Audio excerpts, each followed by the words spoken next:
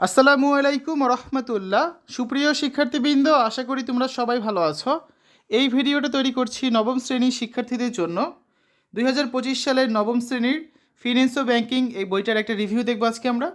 তোমরা জানো 2024 শিক্ষাবর্ষে অষ্টম এবং নবম শ্রেণীতে নতুন কারিকুলাম দেওয়া হয়েছিল, যে কারণে বিভাগ বিভাজন ছিল না। সো এই বইটা কিন্তু পড়ানো হয়নি। এখন 2025 সালে যেহেতু বিভাগ বিভাজন চালু করা হচ্ছে, নবম শ্রেণীতে তোমরা যারা কমার্স নিয়ে পড়াশোনা করবে, অর্থাৎ ব্যবসায় শিক্ষা এই বিষয়টা নিয়ে পড়বে, তাদের হচ্ছে ফিন্যান্স ও ব্যাংকিং এই বইটা কিন্তু পড়তে হবে, ঠিক আছে? শুধুমাত্র কমার্সের শিক্ষার্থীদের জন্য।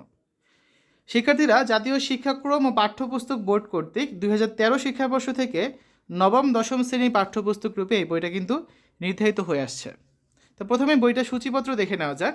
অধ্যায় 1 অর্থায়ন ও ব্যবসায় অর্থায়ন, অধ্যায় 2 অর্থায়নের উৎস, অধ্যায় 3 শেয়ার বন্ড ও ডিবেঞ্চার, অধ্যায় 4 অর্থের সময়মূল্য, অধ্যায় 5 ঝুঁকি ও অনিশ্চয়তা, অধ্যায় 6 মূলধনী আয় ব্যয় প্রাক্কলন, অধ্যায় 7 মূলধন ব্যয়, অধ্যায় 8 মুদ্রা ব্যাংক ও ব্যাংকিং, অধ্যায় 9 ব্যাংকিং ব্যবসায় ও তার ধরন, অধ্যায় 10 বাণিজ্যিক ব্যাংক, অধ্যায় 11 ব্যাংকের আমানত, অধ্যায় 12 ব্যাংক ও গ্রাহক এবং অধ্যায় 13তে রয়েছে কেন্দ্রীয় ব্যাংক, ঠিক আছে?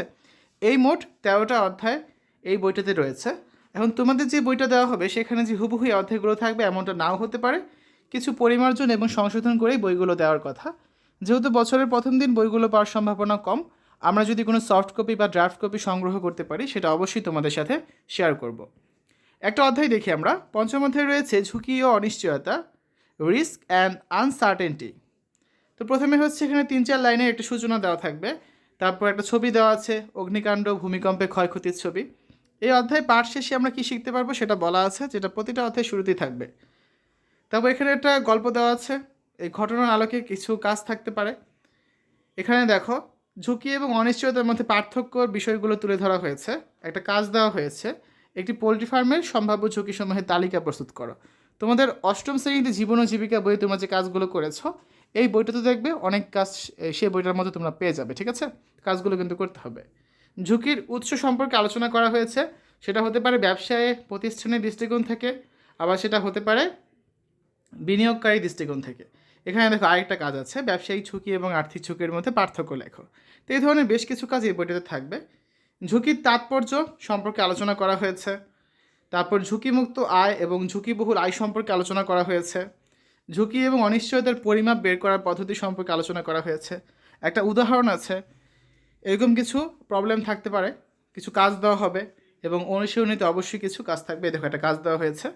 তো অধ্যায় শেষে একটা অনুশীলনী থাকবে, যার প্রথমেই থাকবে কিছু বহু নির্বাচনী প্রশ্ন এবং তারপর থাকবে একটা সৃজনশীল প্রশ্ন, ঠিক আছে?